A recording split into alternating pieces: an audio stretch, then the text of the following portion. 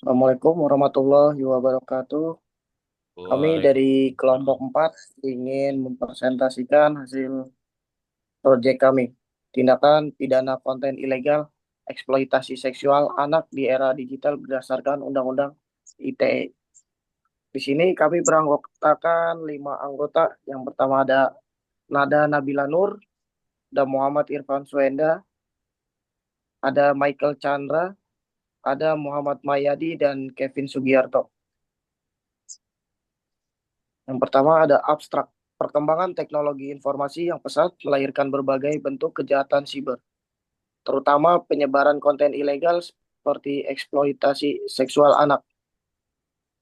Di era digital, penelitian ini bertujuan menganalisis motif pelaku, penyebab maraknya kasus, dan upaya penanggulangan berdasarkan Undang-Undang Informasi dan Transaksi Elektronik atau Undang-Undang ITE. Metode yang digunakan studi literatur dengan tinjauan jurnal ilmiah, berita, dan regulasi terkait.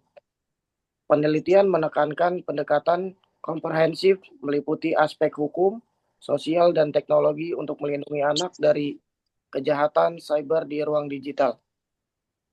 Untuk kata kuncinya, konten ilegal, OCSEA, kejahatan cyber, digital, dan Undang-Undang ITE. Untuk latar belakangnya, yang pertama ada perkembangan teknologi. Kemajuan internet, media sosial, dan platform digital memberikan kemudahan akses informasi, tetapi juga membuka peluang munculnya bentuk-bentuk kejahatan siber baru yang memanfaatkan anonimitas dan enkripsi. Yang kedua ada ancaman OCSEA, salah satu kejahatan yang online child sexual exploitation. Bentuk eksploitasi seksual anak berbasis digital yang merupakan ancaman serius bagi generasi muda. Yang ketiga ada pelanggaran HAM multidimensi. OCSEA melibatkan pelanggaran hak asasi manusia, martabat, serta masa depan anak sebagai generasi penerus bangsa yang sangat fundamental dan berdampak jangka panjang. Yang keempat ada peningkatan kasus pada pandemi. Eksploitasi seksual anak meningkatkan signifikan selama pandemi COVID-19 akibat tingginya penggunaan internet dan pengawasan orang tua yang terbatas terhadap aktivitas anak di dunia digital. Selanjutnya akan dilanjutkan oleh Nada. Selanjutnya yaitu metodologi penelitian. Pada penelitian ini kami menggunakan metode yuridis normatif, yaitu metode yang menitikberatkan pada analisis peraturan perundang-undangan dan sumber hukum tertulis. Data primer yang digunakan berasal dari UU ITE, UU Perlindungan Anak, serta putusan pengadilan yang berkaitan dengan OCSI. Selain itu, penelitian ini juga didukung oleh data sekunder berupa jurnal ilmiah periode 2019 hingga 2025, serta laporan resmi dari lembaga seperti UNICEF, HPAT Indonesia, dan Kementerian Pemberdayaan Perempuan dan Perlindungan Anak. Analisis dilakukan melalui penafsiran norma hukum, sinkronisasi antar peraturan, serta perbandingan dengan penelitian sebelumnya. Tujuan dari metode ini adalah untuk menilai efektivitas UU ITE dalam memberikan perlindungan terhadap anak dari kejahatan OCSI. Next slide. Selanjutnya yaitu motif pelaku eksploitasi seksual anak.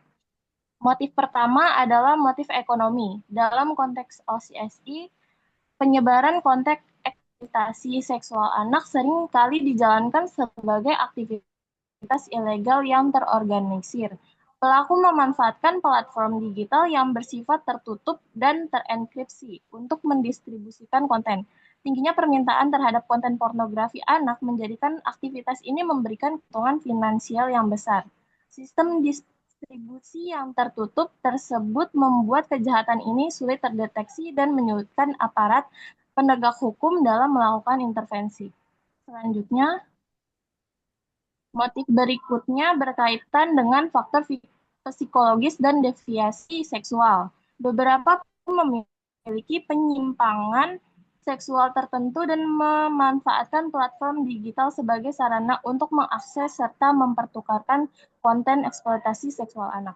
Dalam komunitas daring yang bersifat tertutup, perilaku ini seringkali mengalami proses normalisasi. Dukungan dari sesama anggota komunitas membuat pelaku merasa tindakannya dapat diterima. Kondisi tersebut memperkuat motivasi pelaku untuk terus terlibat dalam aktivitas OCSI ini. Next slide. Motif terakhir adalah faktor sosial dan pengaruh komunitas. Keberadaan komunitas tertutup yang beroperasi secara berjaringan di ruang digital memudahkan proses perekrutan pelaku baru. Individu yang baru bergabung dapat dengan mudah dipengaruhi untuk ikut berpartisipasi dalam aktivitas eksploitasi seksual anak. Solidaritas kelompok dan pengaruh lingkungan komunitas tersebut menjadi faktor pendorong yang kuat bagi pelaku untuk terus melanjutkan kejahatannya. Untuk pembahasan selanjutnya akan dijelaskan oleh Michael. Oke, lalu apa saja sih penyebab utama dari maraknya eksploitasi anak digital ini? Yang pertama itu adanya rendahnya literasi digital, karena sebagian besar masyarakat tidak memahami konsekuensi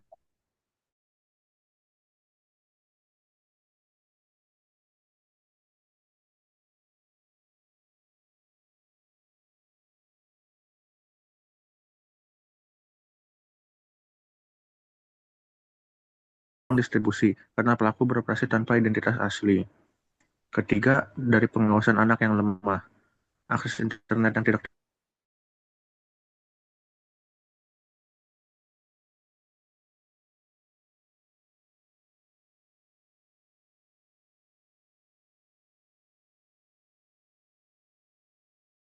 minimnya edukasi keamanan digital, platform negara yang tidak kooperatif. Lalu selanjutnya kerangka hukum dan efektivitas UU ITE.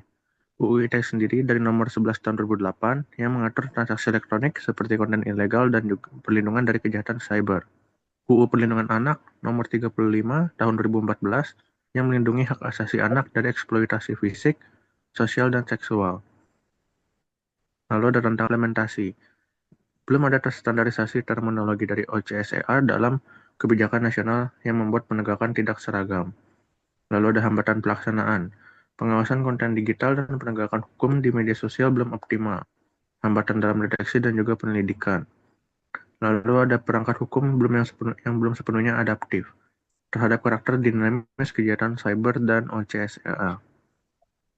Jadi, bagaimana upaya penanggulangannya dari segi hukum dan teknologi?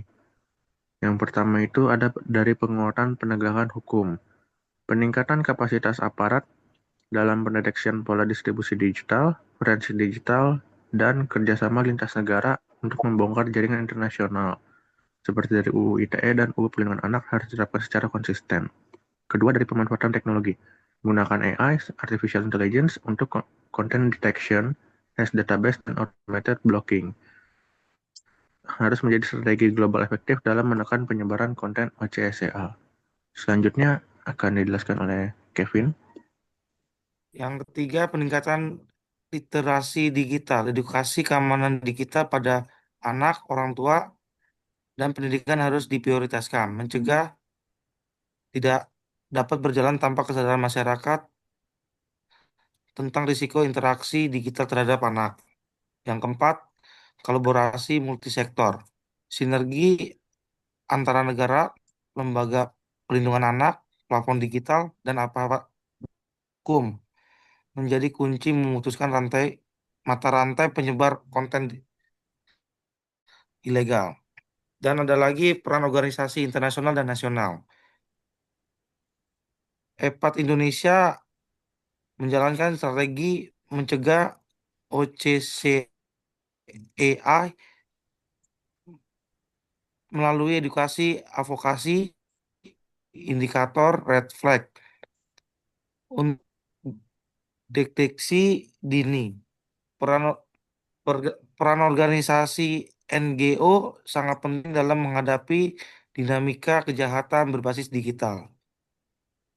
UNICEF kolaborasi dengan pemerintahan daerah terbukti mampu menurunkan risiko OCCEA melalui intervensi edukasi sosial dan pendampingan anak.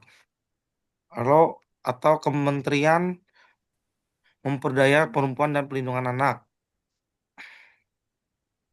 merumuskan kebijakan pelindungan anak dan pengawasan implementasi nasional terhadap pelindungan anak dari eksploitasi digital. Dan selanjutnya dilanjutkan oleh teman saya, Pak Mayadi. Perspektif HAM dan adaptasi. Pelanggaran HAM multidimensi. Anak korban eksploitasi seksual digital mengalami pelanggaran hak asasi manusia yang bersifat multidimensi, hak kesehatan, perkembangan, identitas martabat. Ketidakpastian hukum.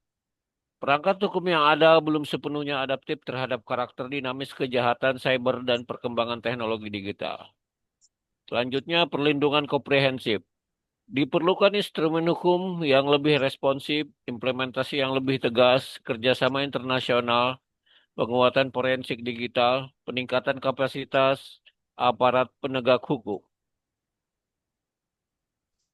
Perspektif HAM dan adaptasi hukum.